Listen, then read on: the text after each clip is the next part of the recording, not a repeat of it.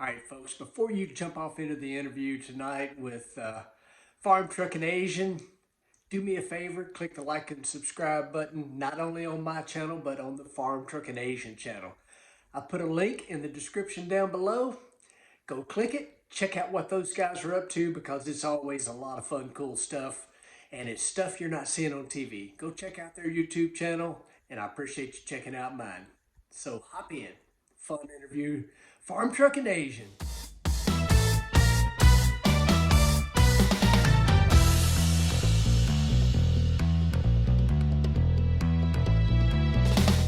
The two guests that I have on tonight are so big and so awesome that they've got a really tight schedule, and it didn't matter what time we needed to go on. We were going on just because they said, let's do it right now, and I was good with that. All I had to do was run grab Donna so that she can start putting everybody's names in for the giveaway tonight. Let's don't even waste no time. I am going to bring them right on in here, and it is a countdown, and we're just going to let it be a surprise. Boom, there they are. Hey, how we made it. All right. How y'all doing tonight, guys? What's up, Clay? Yeah, it's good, man. Good to finally see you. Yes, I know. I missed you guys. We should have already been to the PRI show and SEMA. That's right. We missed out on all that. I don't know about you guys, but by far of the trade show stuff, I love PRI. I don't know what y'all think. What's your favorite? SEMA for me is like, It's a lot of fluff, PRI kind of seems to SEMA's SEMA's amazing, right? SEMA's a great for the car guy, the enthusiast, right? It's great for media. There's a lot of content at SEMA, but for us car guys that want to have a specific purpose with our vehicles, man, we just want to cut to the chase, and PRI kind of does that for us. PRI feels like home to us, doesn't it, Clay? It does. It does. We're all used to being at the racetrack, and the only weird thing is you'll be at PRI show and you'll see people like dressed up, and you're like, I don't know who that is. That I run into that a little bit every now and then because they don't have. I mean, look at us right now. We all got black. We don't have our makeup on. Yeah. It's bad. Yeah, So I want to jump into a few things here. So, and when Sean was on, aka Murder Nova, I asked him this, and I'm gonna ask both of y'all this, and I'm gonna go with you first, Farmtruck. Yeah. So, do you get aggravated that people call you Farmtruck and not by your name? I mean, because it's really the truck and not you. Well, no, I don't get aggravated. I would rather people call me Farmtruck than my given name. My family is mostly all gone. I have some brothers and sisters that are left. Don't get to see them as often as I should. But everyone just calls me Farmtruck. It's or Farm. I always say my friends call me Farmtruck. So that's what you should call me. Well, that's what I've always called you, and I'm gonna come back to that. So Okay. Asian, in today's world, your name could almost like maybe get people in trouble. You're right about that. Yeah, it's a little before its time, isn't it? So how did that come about? I mean, Farmtruck's like a given. Murder Nova is a given. Yeah. But I mean, your name is not associated with a car, and I guess it was a true nickname. I mean, kind of where did that come about? It's definitely a true nickname that got adopted early on, during cruise nights and stuff like that. I think I would, it's just as a joke, I would introduce myself. People are like, oh, my name, hey, I'm Mike. And I'd be like, hey, I'm Asian, right? Like just as a stupid, corny joke. And I think it caught on. I think Farmtruck took with it and ran with it. Yeah, don't give me that info. Yeah, and then it honestly it became everyone's moniker, everyone's avatar on the Midwest Streetcars forum, right? And so we all had to pick our own screen name, and we all adopted that. And some kept them, some didn't, but for the majority of us, we kept them. And then when the show came along, we decided just to keep our names a secret, right? Just in case this show thing was all bogus and was going to go belly up. We would just give them our fake names in case they were cops or something. and it just stuck. They thought it was cute, I guess, and they attached it, added some color to the show, and ever since then, man, we've just kind of kept the name. Also, like Farm was saying, it's just better. It's a disqualifier almost when someone calls you and says your name, your legal name. It's either an attorney, a cop, or one of your family members is going to ask for money. I always get paranoid when somebody calls me by my real name, like I've done something wrong or I'm about to go to jail. So there's just certain places that you just know where that name's coming from. So it's been a good separation for the game.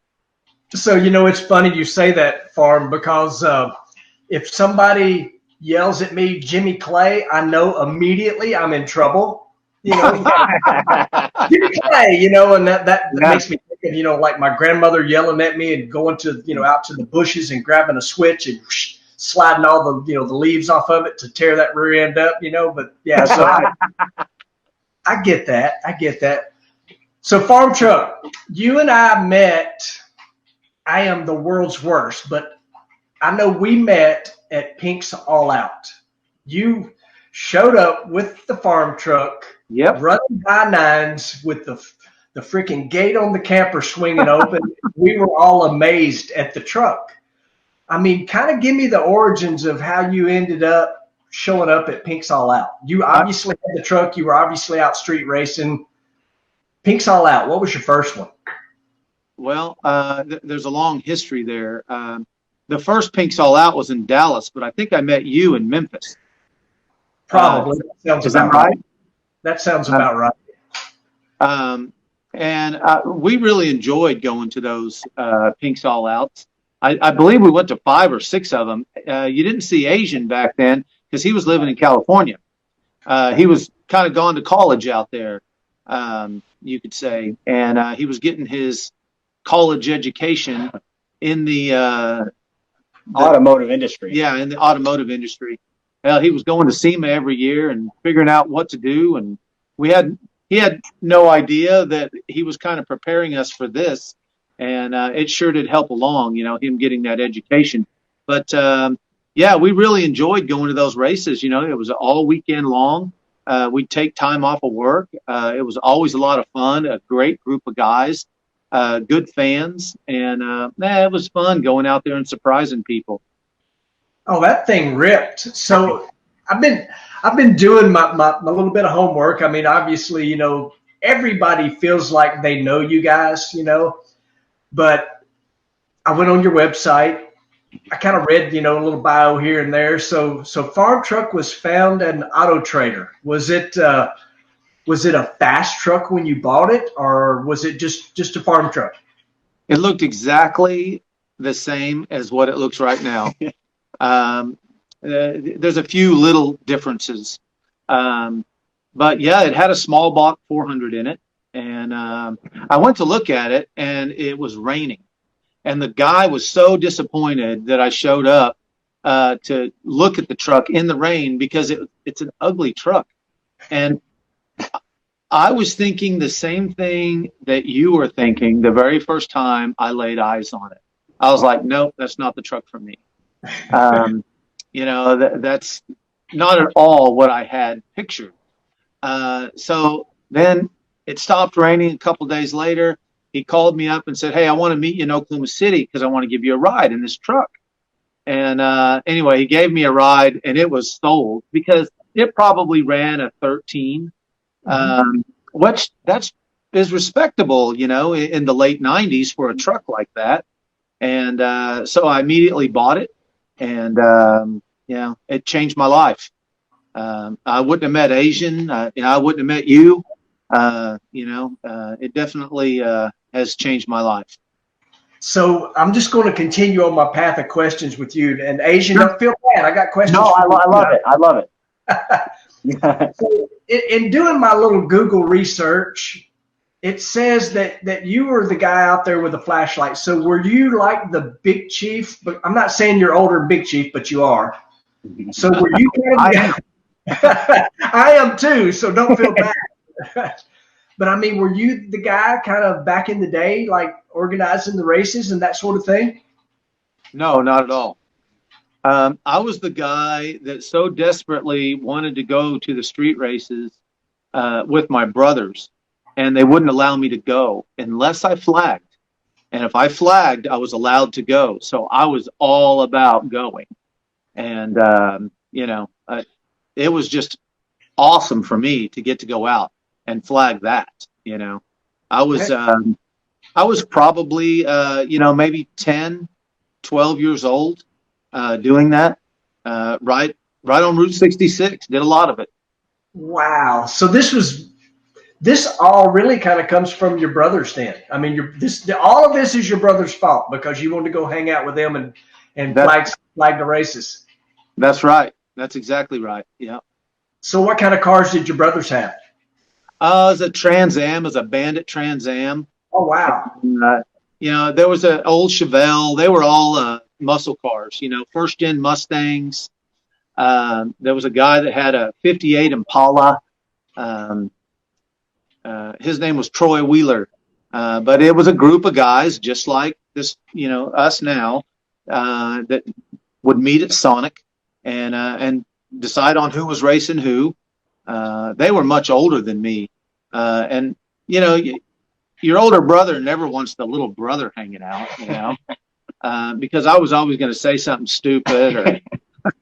But anyway, man, I was bit even at a younger age than that.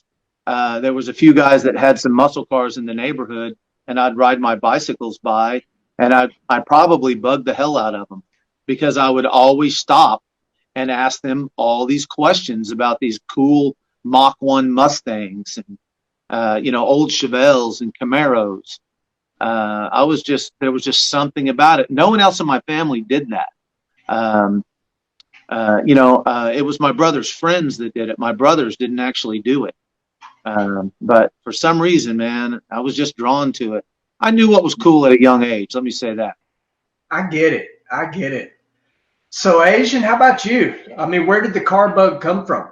Yeah, I think that over the series of just events, right? Like, my dad had a family friend that was an entrepreneur at the time, and his name was Donald Bunker, and he owned a company called Energy Suspension.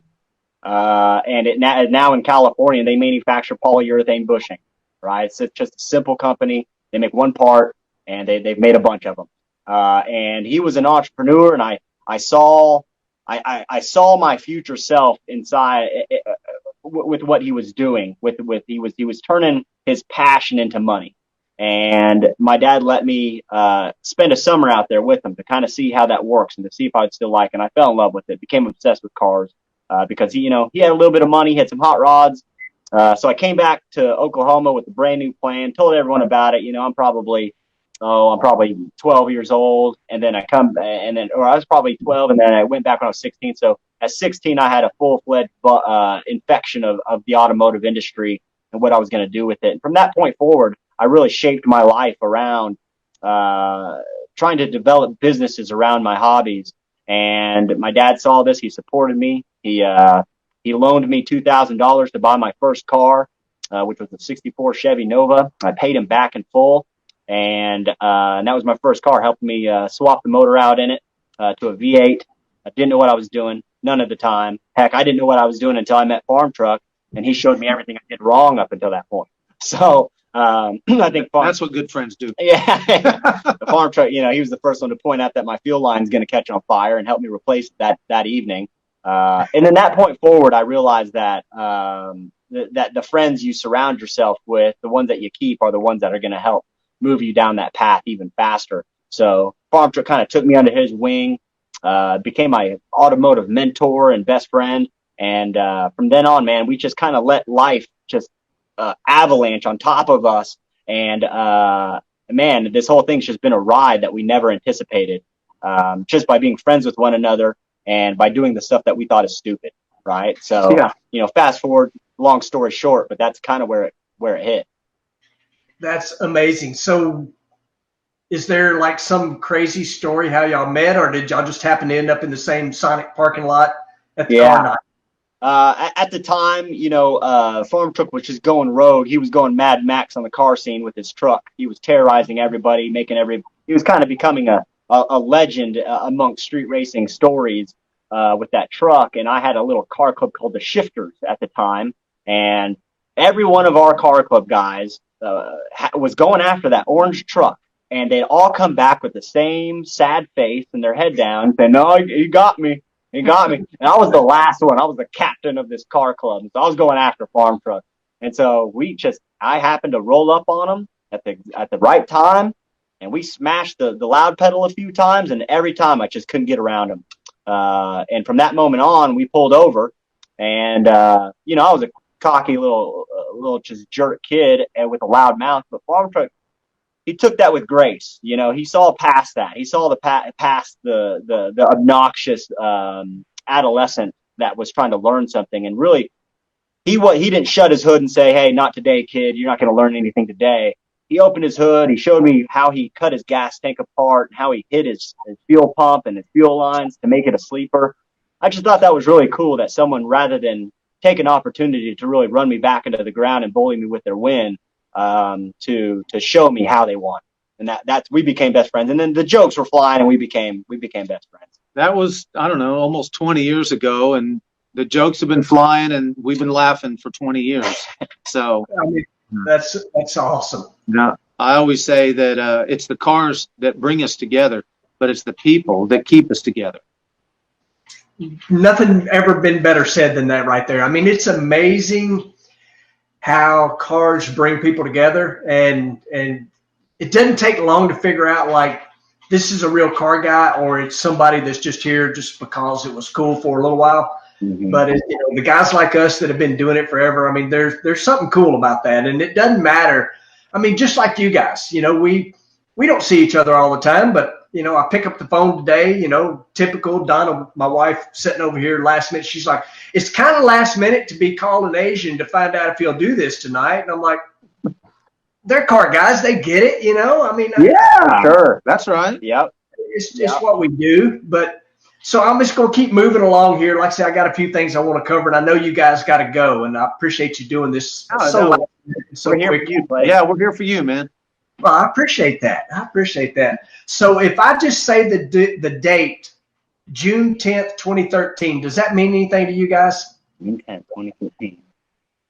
Ooh, that might have been was that the first day? Is that the first episode? June 10th. Is that the first? Yeah. And remember, I looked this up on the internet, so that don't mean it's... Is that the start of Street Outlaws? It was. Okay. Okay. Gotcha. Was I there? Was I there? I'm not sure. It would take me a minute to look through here, but Farmtruck, I think there is not an episode that you have not been on. And the time of this Google that I found, it was like 360 some episodes, and you've been in every one of them. Oh my God, really? Wow. Yeah. Dang. Now, that's on the internet. That don't mean it's right. That's what I'm talking about. No, that's true. Yeah, that's right. So June 10th, 2013, where did y'all sit and watch the first episode? Where were y'all at? Oh my God, that floods the memories right there a little bit. I think we went to Twin Peaks. Yeah. I think we tried we were like, oh, we're going to do this thing. Let's go to Twin Peaks. And we wanted to have a watch party. We thought it'd be pretty cool. Oh, we're idiots. And, yeah. We didn't realize that we probably shouldn't watch our show because we're going to look stupid. Yeah. Anyway. And we also didn't realize that you have to pay for the bill at the end of this, and no one else is helping us. Needless to say, and a lot of them didn't stick around to the end, and we got an alcohol and food bill that was probably enough to let us not do that again. Yeah, that happened. Go ahead. So before June 10th there, how did this all come about? I mean, like, some producer shows up, and I mean, I've watched a lot of the YouTube videos, kind of what you guys were doing before the show. But I mean, did y'all have a clue that this was, you couldn't have had a clue, but when that person showed up and said, we want to make a TV show, did y'all both think, oh, a bunch of BS, or did you take it for real? Well, now we did an episode of Pinks, and we actually wound up doing 2 episodes of Pinks. Yeah. So we had to look through the keyhole in the television world there. And they wanted to do a show about street racing. And so they started researching on the internet, and everywhere they looked, it came down to Oklahoma City because of Big Chief's website, Midwest Street Cars. Big Rob. Big Rob. And then Limpy in Dallas. DFSSS, right? Yeah. Anyway, that's I don't know. I'm still not a computer guy. I haven't even figured out. So anyway, they got a hold of Chief, and Chief thought that they were cops, and he didn't trust them. And he thought that it was some big sting operation. And then finally he realized that it wasn't, and they were going to come here. Chief, asked us if we wanted to be involved. At the time, AZN had just moved back from California. He'd been back a couple of weeks, and we kind of did interviews over the phone, and we were like, "Wow, is this really going to happen? What are we going to do? How are we going to act? And then we thought, when the cameras actually showed up, we thought, man, we're just going to be ourselves, and if people don't like us, there's nothing that we can do about that because we're not actors. We're not able to, act and memorize lines and read a script. And we just took the ball and ran with it. And we kind of just acted like the cameras weren't there. That shows.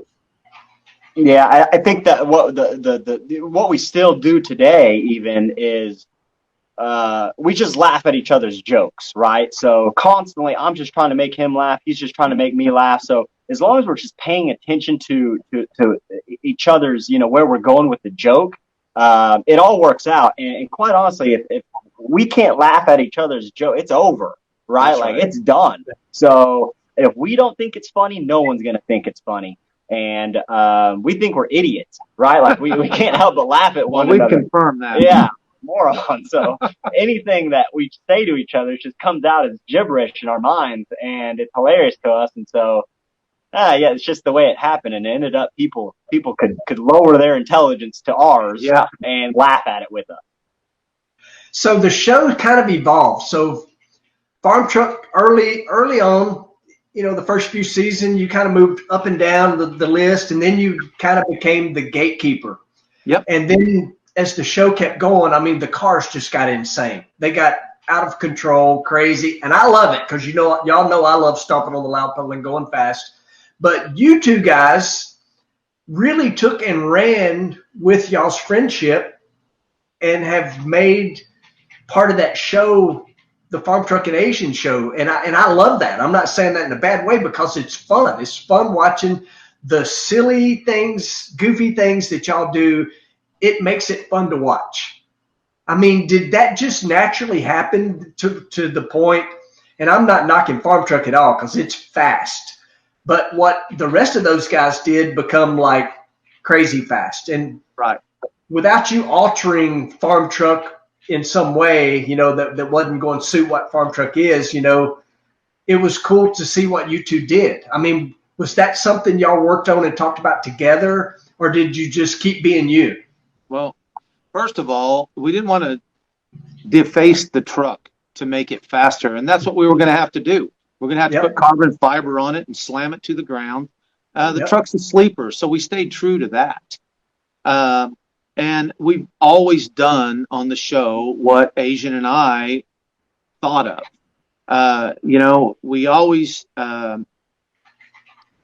We've always included everyone on our crew, all the cameramen, the producers, the PAs, everyone, and we always shared ideas and came up with something good that we were both comfortable with. And a lot of it just naturally happened. And it surprised us, that all of this great stuff kept happening. And we're still in awe over it all. We're regular guys with a cool job, and that's all we are. Yeah, I think also in our minds, behind closed doors, Farmtruck and I are always having these conversations about where the show's going. you know, and we don't have control over 99% of it, right? And so, which is fine by us. We've learned that that's the way this kind of business works. But we've always prepared ourselves for the show to outgrow us, right? And so we've always kind of had these behind closed doors conversations saying, hey, you know, let's just stick with the plan. Let's just keep doing us. And if one day the audience or the show outgrows us, so be it. We had an amazing ride, you know, and we still stick to that. I'm with you on that. I mean, me and my wife, you know, the way we make a living, very much the way you guys do. It can all go away, boom, like that. Yeah. Right. And we tell ourselves all the time, hey, if it goes away tomorrow, you know, we have had a heck of a ride. We've enjoyed it. And if I got to go back to Kroger and start driving a forklift, that's just the way it is, you know. I mean, I get it, you know, but it shows on you, and hopefully it you know, people see that in me, that I love what I get to do and I appreciate it, and I definitely see that in you two guys. And so I got to ask, though, you said, Farmtruck, you said that, you know, these ideas come and you run with the phone together the other day. Who in the world had the bright idea of nitrous bottles and a freaking chair?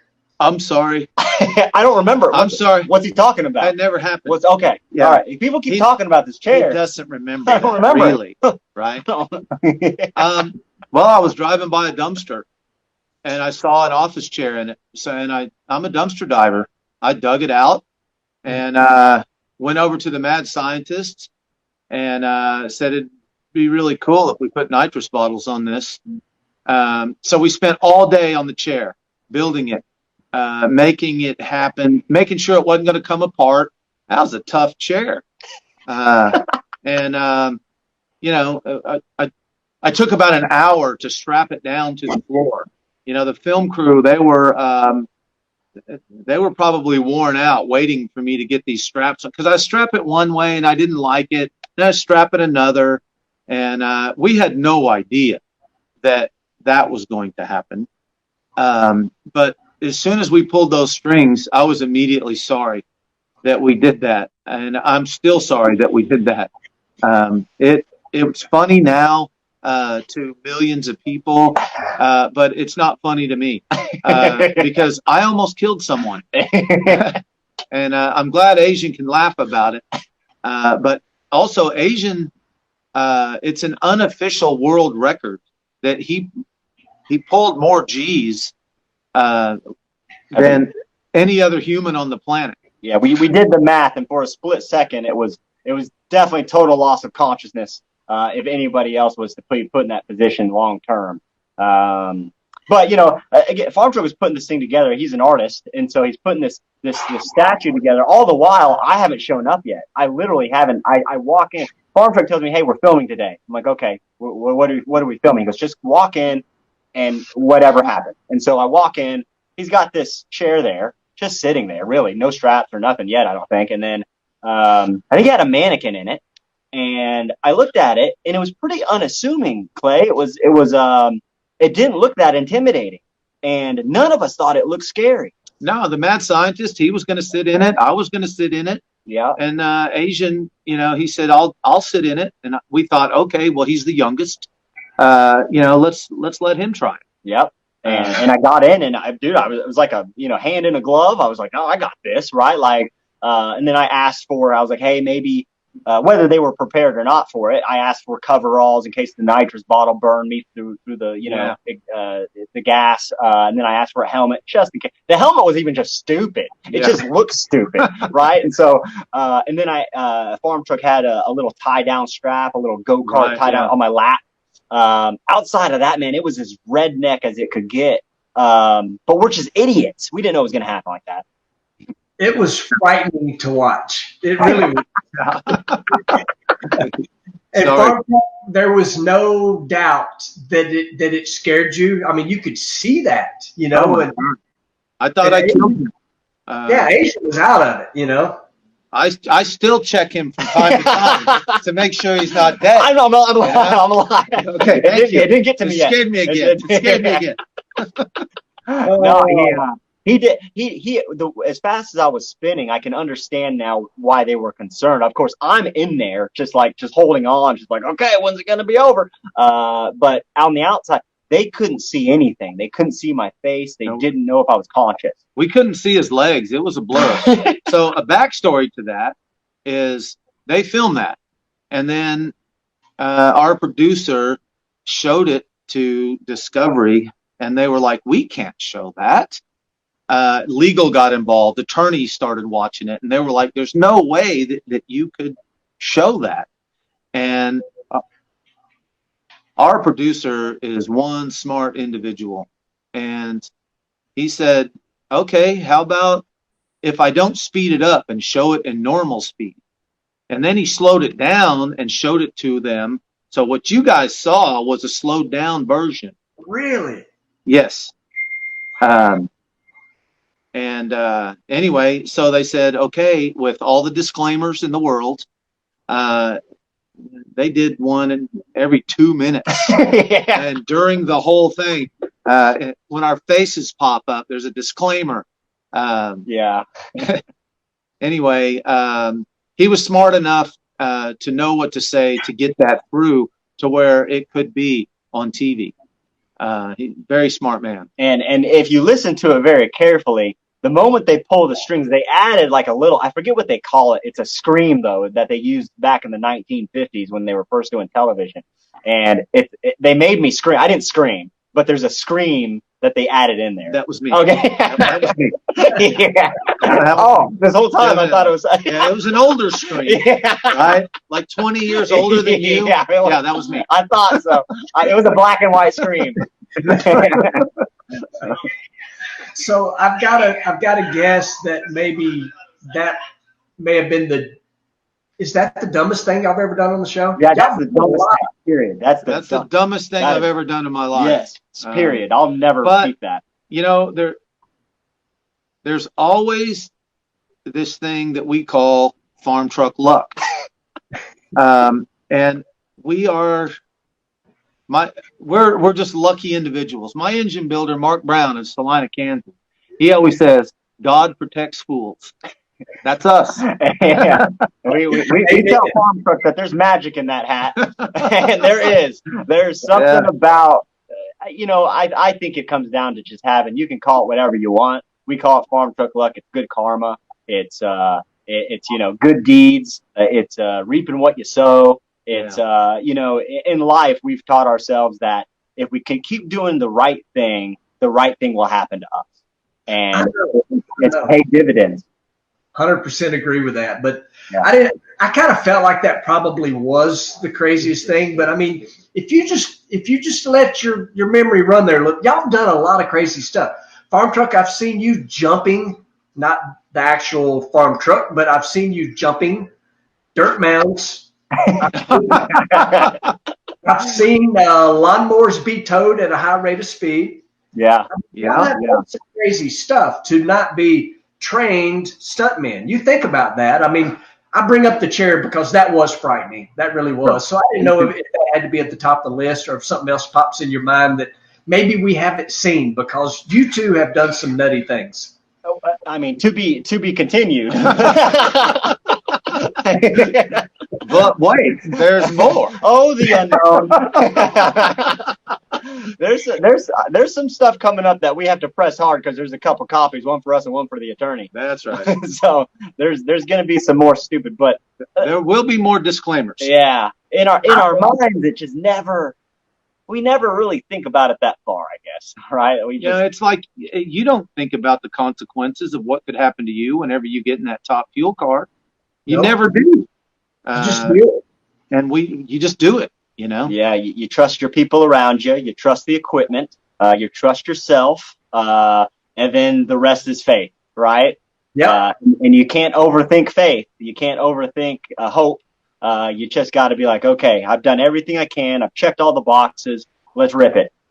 So speaking of those future disclaimers, and I'm not going to say anything other than you guys contacted me a couple weeks ago to ask some technical questions. And I'm going to leave it at that. But if you want to elaborate on kind of what you guys got going with my buddy Jeff, talking about Jeff Lutz, what have you guys been up to during the, kind of the first part of winter here. Yeah. Well, we've been working on the Farmtruck and Asian show. We've been trying to pitch that and get that off the ground for years now. And finally, we got started in January, February, and then we got shut down for COVID for 8 months. And now we're back at it, and we're going to finish these 8 builds. It'll be 8 episodes. And there was a teaser show that Discovery showed over the summer, I think it was.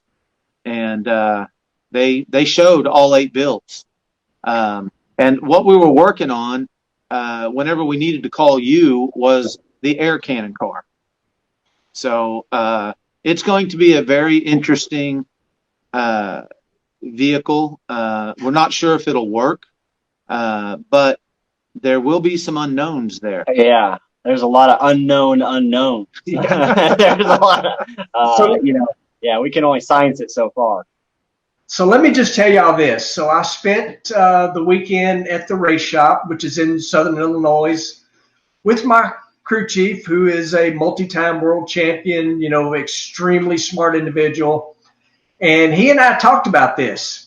Asian, you're going to sign some more disclaimers. You think so? All right.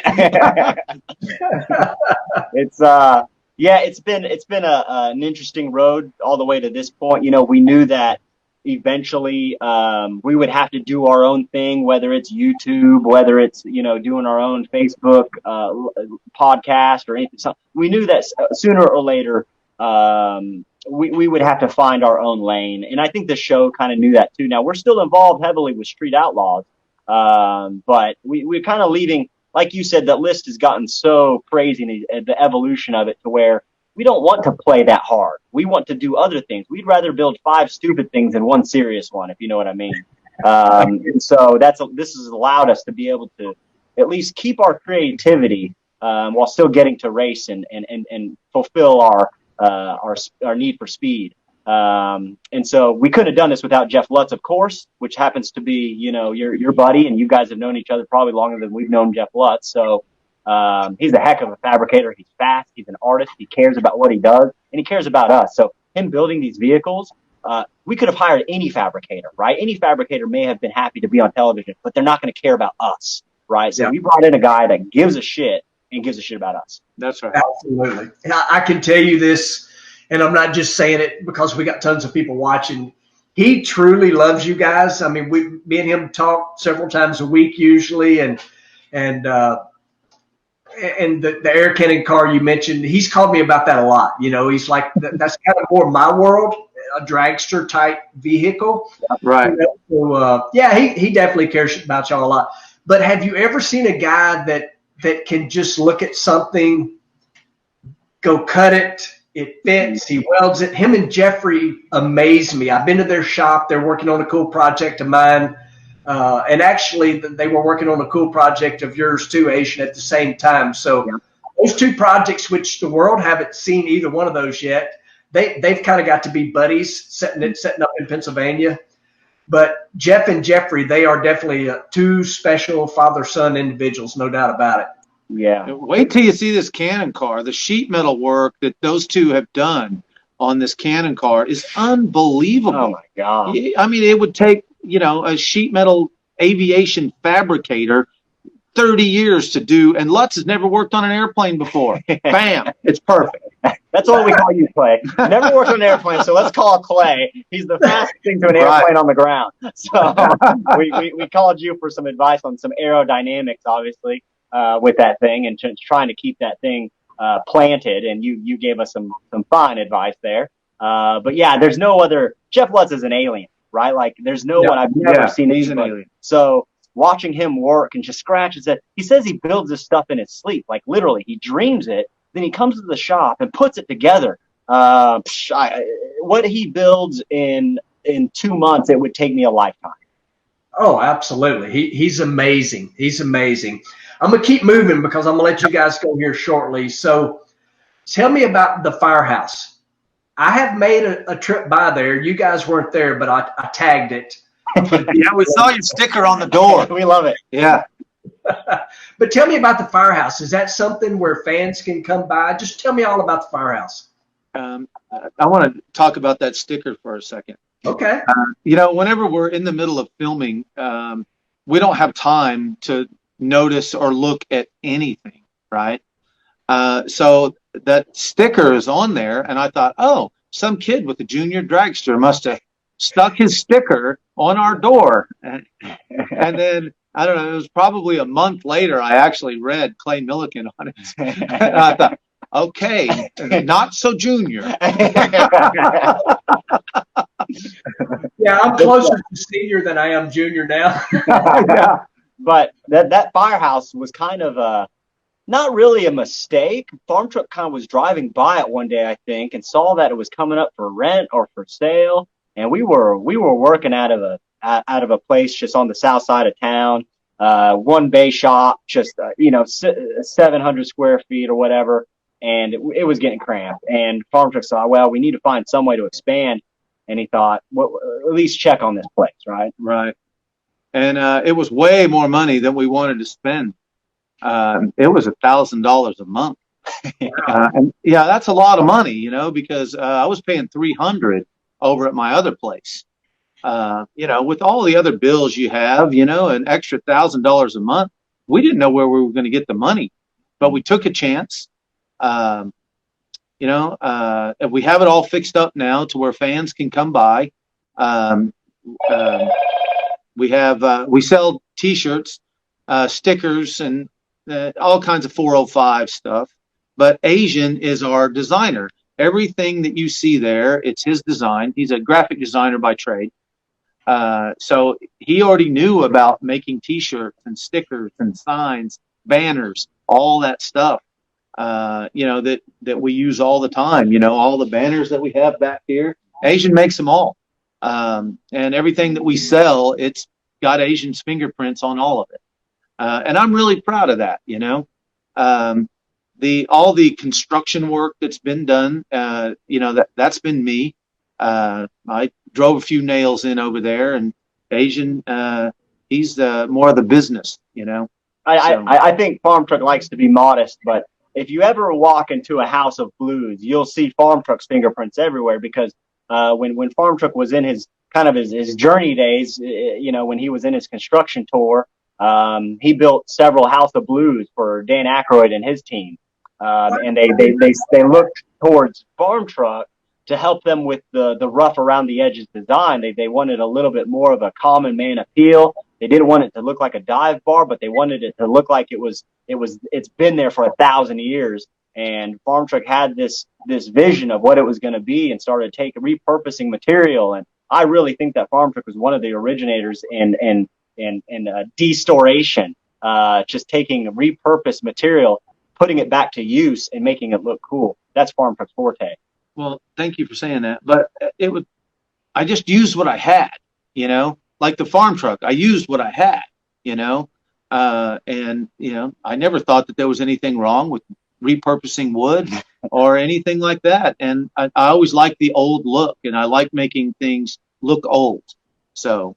Yeah, and if you walk into the firehouse, you'll notice that taste of House of Blues, that kind of that Louisiana feel, that voodoo vibe, and it's got that, and it's nonstop. You know, every time you walk in, even me, I'll see something new, something's been moved around. It's just, to me, it's a live environment in there, as small as it is. So Farmtruck, you're an artist in your own way. You are truly an artist. Yeah, I think anything creative is art. And I've created a couple things in my day, and anyway. Yeah, definitely. Just because it's not in a museum doesn't mean it's not art, or just because it's not. Yeah, I agree, 100% agree. And that was my clothes. That means I need to go fold clothes. That was so I'm just gonna keep rolling, because I'm trying to get as much stuff in before I let you go. If I say Pimp Juice, what's the first thing that comes to mind? Man, that takes us back to our roots right there. Farmtruck created that product with his mind. So in my Google, before you answer Farmtruck, and I'm glad you said that, Asian, because in my Google, so I was just saying Pimp Juice founded in 2006, long before the debut of Street Outlaws. So was that you're not only an artist but a chemist as well. Well, so we went to a Cash Days in 2006, and it was in Dallas, and every one of us had forgotten our traction compound, our VHT. Yeah. So I went around to some other guys, and I was like, "Hey, can we borrow some of yours?" And they were like, "Well, you can borrow some of that VHT, but you can't borrow my mix." And I thought, these guys are mixing this stuff to make it special, because we weren't. And then I thought, okay, if they can mix it, I can mix it and make it better. So I started experimenting, with some old tires and stuff like that. And, got the Farmtruck out and rolled through it, and I kept mixing on it. And I don't know what I'm doing, but I kept mixing on it until we got these huge strings that came off the tires. And I thought, okay, let's go with this. And it seemed to work really, really well. So I started bottling it and selling it. And then, the next thing Asian takes over. And I don't know, Asian. Asian took it to the next level. And that was kind of an inspiration as well. When I came back from California, Farmtruck had already created this blend and a brand in itself. And we started, Farmtruck was making, we were shipping it out. We had we had all the proper shipping labels and hazardous equipment certifications and all that. But then the show started coming around, and the juice wasn't worth the squeeze, right? We started putting all our efforts and energy into the show, and shipping it became a pain. We started worrying about the carcinogenics. We started worrying about our health and inhaling the crap. And one day, one of the vats full of Pimp Juice, we just mixed a whole vat of, I don't know, 100 gallons of it. And the valve failed. And it dumped. Farmtruck opened the door to the shop. It filled up my shop. And whenever I showed up there that morning, as soon as I opened the door on my truck, I smelt it. And I thought, oh my God. And I ran in there, and there was a lake. It was a lake of Pimp Juice all over the bottom of my shop. It turned the shop into a Jello mold. So that was the end. That was the bitter end. But we were okay with it. And then we started going and noticing that we still needed a mix, and we didn't want to really borrow anybody else's because it kind of goes against what we were doing. It's just, you don't want some other man working on your car, and so you kind of want to work on it. So we started mixing it again. And then we thought, okay, well, if we're going to do this, let's do it right. And we got a hold of, or a guy, it's a longer story than I'm saying, but we got a hold of a chemist. He deformulated every single traction compound out there. He told us what was BS and what was real. And there was only other two real ones at the time. And that was BP and PJ1. And he said, we can make it better. And we said, no problem. We took the leash off this guy. He created 100 different blends. We figured out which one was best. And today we sit on what we feel in a lab and on the street is absolutely the stickiest traction compound on the planet. And that's a fact. We make it from scratch, and we don't mix it and rebottle it. We don't add food coloring to BP and put it in a black bottle. This stuff comes in a block of polymer. We use methanol. It's non-carcinogenic. You can pour it on a plant and not kill it. So we've created the ultimate product, and we're proud of it. And if you read I don't know what it would say, like the tagline, you drive over this sticky, icky shiz. See, I did my research today. You did. You're good. You're good, Clay. I can't remember all of it, but I did read it today. Those are the directions. Asian wrote Do what? Those are the directions of Pimp Juice, and it's mainly a bunch of bull. It's really a joke, but and it is hilarious. So. Yeah, and Lou helps us with some of this stuff, but hey, we like making fun of the stuff that we sell, and even though it's serious stuff, we don't need to tout it like that. We just have fun with the marketing of it. Oh, no doubt. And Asian, you do a great job. I mean, because I know if you go to y'all's website, there are products on there for other Street Outlaws, the little cars. So I know that's you, Asian, and I think that's pretty cool. You not only take care of you and Farmtruck, but you kind of spread it out to the guys that y'all work with. I think that's pretty awesome. Well, we always say that if you want to be successful, you have to wish success for everyone around you.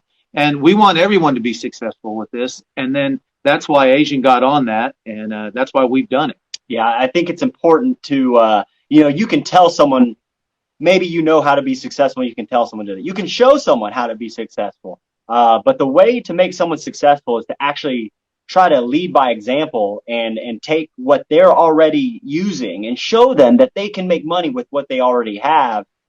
Sometimes that's not even enough. But I'm just tired of these self-help books and all of these companies making money off of telling people what to do when there's nothing applicable. What's applicable is you pick up the pieces and run with it and make it successful and show them how to do it, and maybe they can do it on their own. I agree. So what you guys don't know, if you hadn't watched this, every week we do a cool giveaway. Everybody that is logged in, my wife Donna's been over here typing their name in a random name generator. Yeah. And I'm going to attempt to line this up. What are we giving away? What do you got? I'll show you. It's pretty cool. What if we want? The winner is Chris Ray. And I can tell you. That's me. That's me. That's my real name. Chris Ray. That's my real name. I won. So along with some other things, they're winning this. It is a bobblehead of, I think it looks like Kyle Busch with my fire suit on. See, there he is. I know y'all are looking through Lou's phone there. But wow, that's good. Wow, that's a good-looking bobblehead. We can make one of those show up at the firehouse. But is that you, Clay? Is that your own bobblehead, Clay?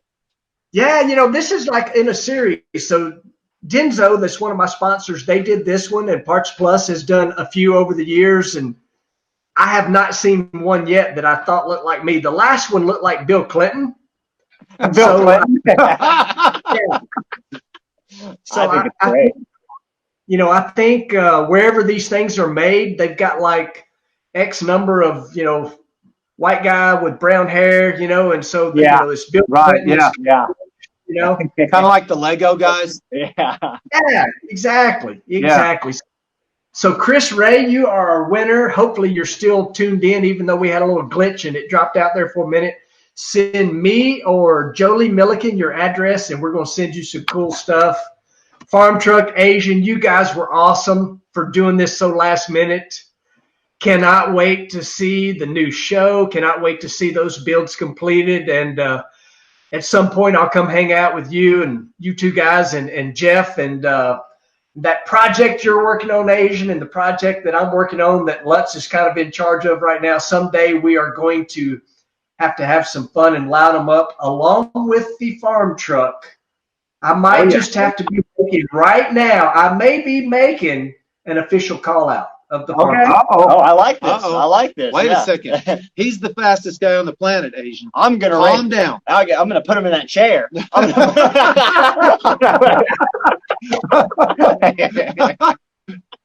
Yeah, Asian may technically be the fastest guy on the planet riding in that freaking chair. He might be. I know he's the fastest street outlaw, that's for sure. Oh, I agree with that. But so, Jeff's been working on this project of mine. It's really cool, and it was my son's truck, and my wife has been joking that it's a 5-year project, and I'm like, oh, it's no way it's a 5-year project. But how long are we into it now? It's coming up on 5 years. It's coming up on 3 years probably, But we're all working, it's just part of the deal. It's something that it is a project of absolute love for me and Donna, and it's the same thing with Jeff and Jeffrey. It was my kid's truck. It's going to be awesome. But I'm telling you right now, at some point, I'm gonna call out the farm truck. It'd be an honor. Well, it would be. That'd be great. And you know what? It's a truck. It's a 4-door, so it's a big old long lead sled thing. It's a Mordor. We love a Mordor. Yeah, exactly. And that's something I didn't get to. Look at this list of vehicles you guys have that I didn't know. Don't show that to our insurance adjuster. I'm just going to read this off real quick. You got Farmtruck, you got the Dung Beetle, you got the Firebird, you got the Hearse, the Goneril, Jeeper Sleeper, Mordor Nova, the Chevy 2, the D, and the Skid Truck. Y'all got a lot of cool toys out there. Yeah. That's crazy, And I man. probably missed them. I don't know. It's we need to sell some of those. Did that happen? We need to sell some of Wow. these. See, Richard Rawlings did it right. They build them and sell them. We got a problem, Clay. Yeah. Yeah. We need to build an addition. Is what we need. Got to add on to the firehouse. Yeah. Yeah. Guys, again, thank you so much. I've kept you way longer than I intended, but I think it was a good time for everybody to watch. I know I enjoyed it. Thank you, and I look forward to seeing you guys very soon. It was an honor to be a part of it, and thanks for having us. See you next time. All right, Clay. Thank you. Thank you, guys. See ya. See you, buddy. Hey, What do we do? too.